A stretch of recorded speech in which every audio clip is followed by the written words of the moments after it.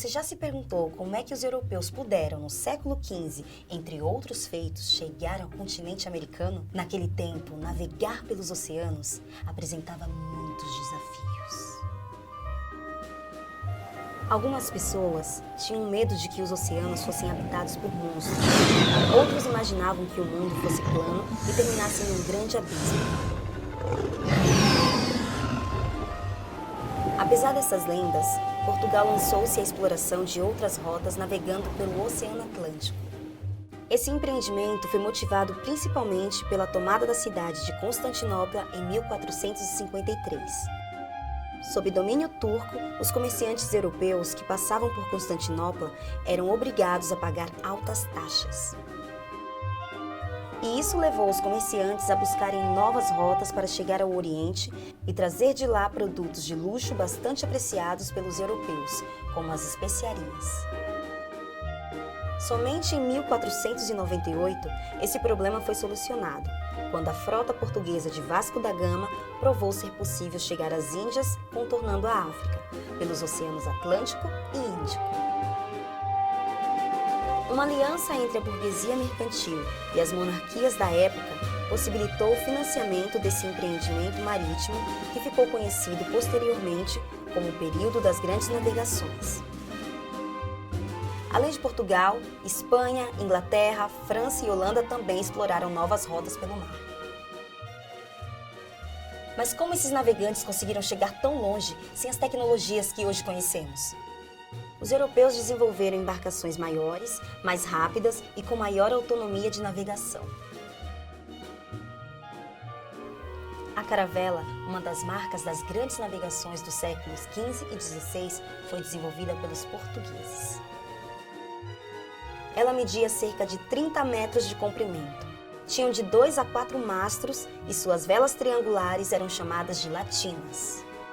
Essas velas permitiam que as caravelas usassem o vento a seu favor. Você sabe que uma embarcação à vela precisa se manter sempre em um ângulo de cerca de 45 graus em relação ao vento contrário? Esse tipo de técnica se chama navegação à bolina. Além do aperfeiçoamento das embarcações, os instrumentos de localização também iam se aprimorando. Um deles foi o quadrante, instrumento que possibilitou a medição das latitudes a partir de medidas angulares entre 2 pontos do céu. A partir do quadrante, determinava-se a altura da estrela polar antes de iniciar uma viagem para depois comparar essa altura com novas medições realizadas durante a viagem no mar.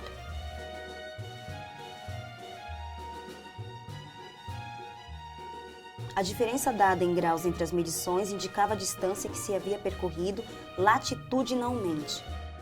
Essas medidas contribuíram para a criação de novos mapas mais precisos.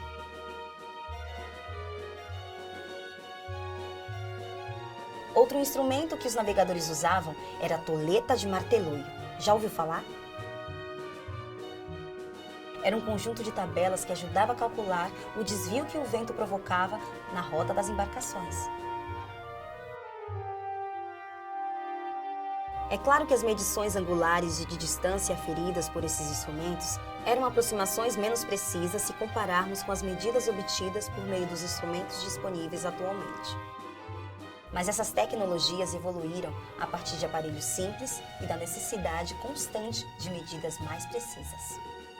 As bússolas, por exemplo, que antes das grandes navegações possuíam um sistema de localização simples, foram aperfeiçoadas durante esse período e passaram a usar um sistema que compensava o balanço do navio.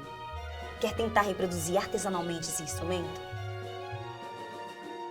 Para isso, você vai precisar de um ímã, uma agulha, fita adesiva, um pedaço de isopor com cerca de 1 centímetro de espessura e um vasilhame com água. Primeiro, você magnetiza a agulha passando o ímã em uma das extremidades dela. Tome cuidado de fazer o movimento do ímã sempre na mesma direção e várias vezes, sem fazer movimento de ida e volta com ele na agulha. Depois, fixe a agulha no isopor utilizando a fita adesiva.